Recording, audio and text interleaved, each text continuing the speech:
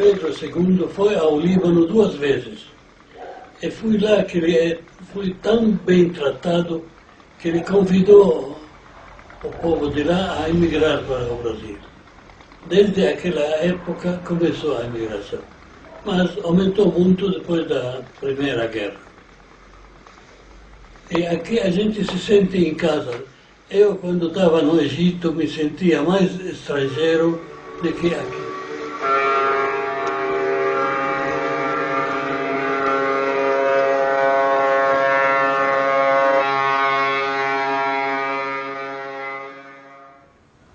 A Primeira Guerra Mundial acabou com a Europa.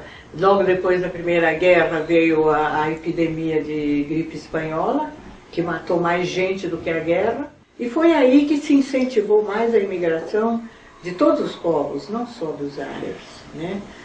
A Síria e o Líbano, por exemplo, ainda eram dependentes dos turcos, né? Eles eram colônia dos turcos. Tanto que os primeiros passaportes vieram com um passaporte turco. Agora, o que acontecia é o seguinte: no caso da imigração italiana, era governo com governo. Formavam-se grupos, não é? E vinham esses grupos já contratados pelo governo do Brasil para determinados setores. No caso da imigração árabe, não houve isso. Eles vinham individualmente.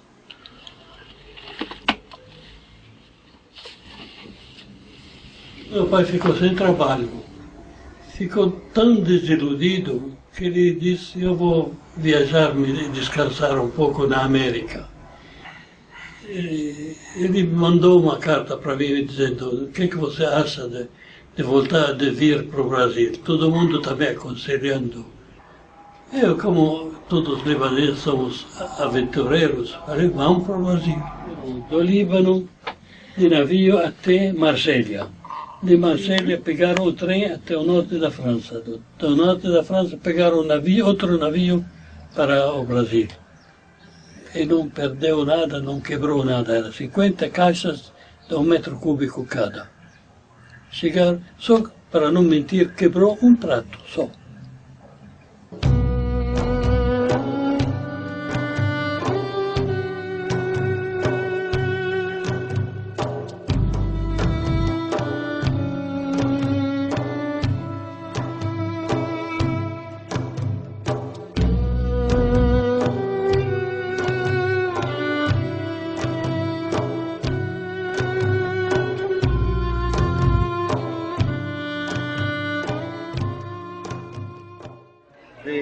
Tio do meu pai, com o irmão do meu pai vieram para cá, depois foram chamando as outras famílias. Como todo imigrante, sofreram, vieram em porão de navio e aqui lutaram e conseguiram. A terra foi abençoada, inclusive eles falavam: vamos descobrir a América. Aqui era uma descoberta da América para eles.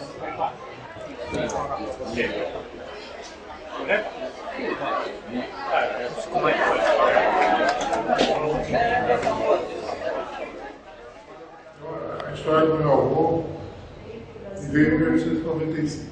Não só das restrições pessoais, mas também das dificuldades econômicas. Aí ele construiu essa casa, os capítulos que a gente vê. E aqui ele instalou a residência dele embaixo da fábrica nova. Meu avô foi um pioneiro, fez uma indústria que não existia. Depois o que aconteceu?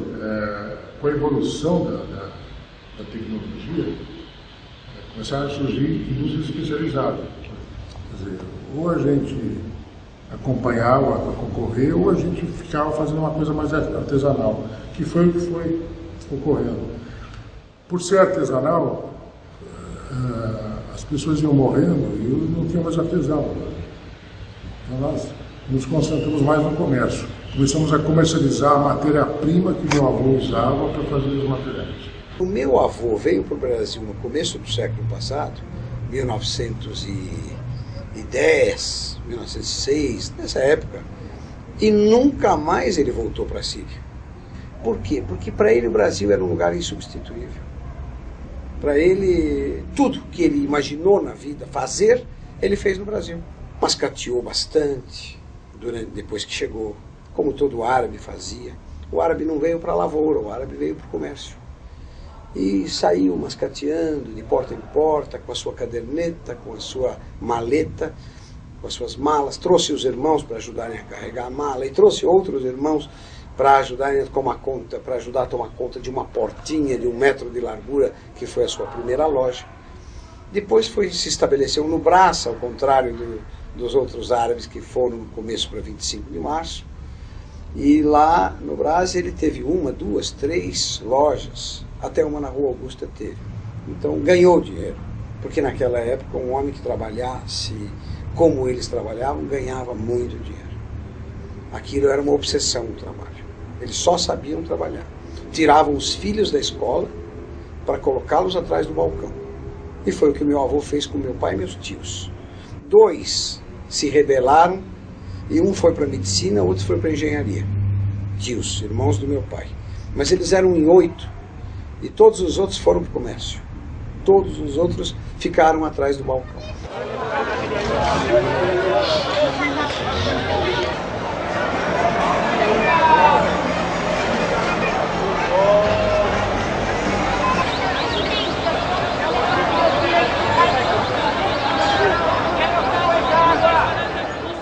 Chegou um ponto que o comércio árabe na 25 de março estava no auge. E, paralelamente a isso, acontecia um comércio na Rua José Paulino dos judeus, que tinham uma semelhança extraordinária no modus vivendi entre eles e os árabes. Eram famílias, eram senhores, eram senhoras com seus filhos que moravam atrás da loja ou em cima da loja e tocavam aquele comércio com maior seriedade, com maior carinho. Lutaram a vida inteira para pôr os seus filhos na universidade. Então, a segunda geração foi toda para a universidade. Não sobrou um sequer para tomar conta das lojinhas. Nem dos árabes da 25, nem dos judeus da José Paulino. Aí chegou um outro povo que também tem esta vida em família, que é o coreano. Tomou conta das lojas da 25, tomou conta das lojas do José Paulino, e hoje o cenário é esse. Moram atrás da loja, moram em cima da loja, só que agora estão prosperando, né? Já há uma modernidade nesse comércio. É outro padrão de comércio. E o comércio árabe hoje, isso é uma fase da história de São Paulo que está desaparecendo. A loja foi fundada em 1928. Então eu sou praticamente a primeira, segunda, terceira, quarta geração de comerciantes. Atualmente nós estamos trabalhando com perfumaria. Mas as lojas eram com lojas que vendiam de tudo. Vendiam camiseta, cobertor, vendia tecido. Eles importavam tecido da França numa época. E depois essa especialização veio de 20 anos para cá. Atualmente, a 25 de março, está mais concentrado em armarinhos e tecidos, atualmente. Mas já teve de tudo aqui, vendeu-se de tudo. Era uma rua que era o maior polo atacadista da América do Sul. Aqui as mercadorias, você contava as caixas que saíam na loja. Então, atualmente, o comércio aqui é mais varejo do que atacado. Não tem mais aquele comércio tradicional que existia na década de 1920 e anterior a essa época. Daí surgiu um novo ciclo. Políticos, médicos, engenheiros, arquitetos, advogados, né? E que se transformaram em expoentes dentro da comunidade árabe brasileira. Isto foi a classe econômica que se formou a partir daquele mascate que chegou. Porque vieram, trabalharam, ganharam e ascenderam a uma classe social que era importante, respeitada. Se você entrar na casa de um árabe, você tem todas as chances de ver essa decoração. Por quê? Porque não é uma decoração árabe, mas é uma decoração clássica. E o árabe gosta dessa coisa clássica. O árabe gosta de dourado. O árabe gosta de coisas que chamem a atenção. Lustres de cristal, cortinas bem ao gosto de uma sociedade conservadora que gostava até de ostentar um pouco. As casas eram faraônicas, com corrimão da escada em alabastro, os pisos em mármore de Carrara, os vidros eram belgas bisotados, Ele queria que as pessoas vissem o seu sucesso.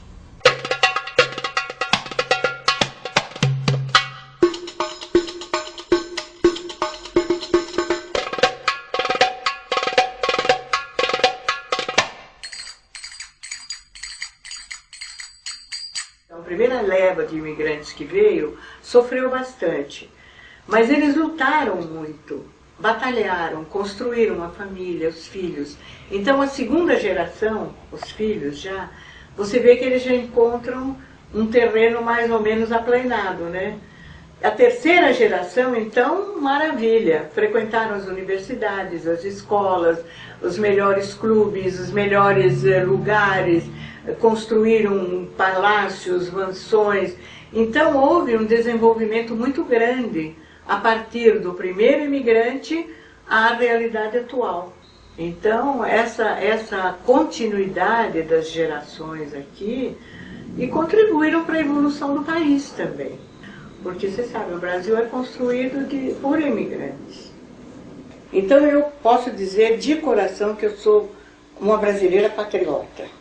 Mas eu também sou um árabe patriota, sabe? Eu admiro muito a cultura árabe, admiro a formação moral árabe, admiro a noção de família que existe no povo árabe.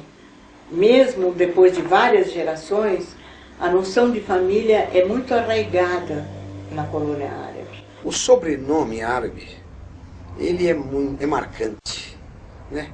Não dá para você imaginar que um Abdallah não seja árabe. Então ele vai levar isso para o resto da vida. Essa família vai levar esse sobrenome por gerações e gerações. Mas isso não pode ter a conotação de uma obsessiva, de uma adoração obsessiva. Você tem sangue, né? O sangue corre nas suas veias. É um sangue que você herdou desta comunidade, herdou desta gente. Você respeita isso. Você se interessa, você quer saber como eles vivem, você quer saber quem são. Sem nada radicalizado, nada que não seja questionável, que não seja discutível. Então, como você viu, de quanta coisa eu já abri mão desta minha herança cultural. Se nem a língua eu falo direito. Isso tudo é possível. Agora, ficam as bibliotecas, ficam os livros, a história fica, né? Então, não que você precise se apegar àquilo de uma forma doentia. Não. Isso não faz bem para ninguém. Isso não combina com a vida contemporânea, ainda mais do mundo ocidental. Menos ainda.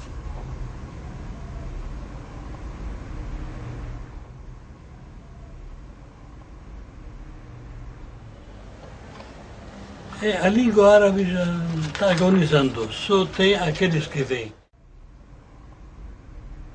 O árabe esteve na Península Ibérica. Os portugueses vieram para o Brasil. Então não há mais aquela colônia fechada como era antigamente, não é?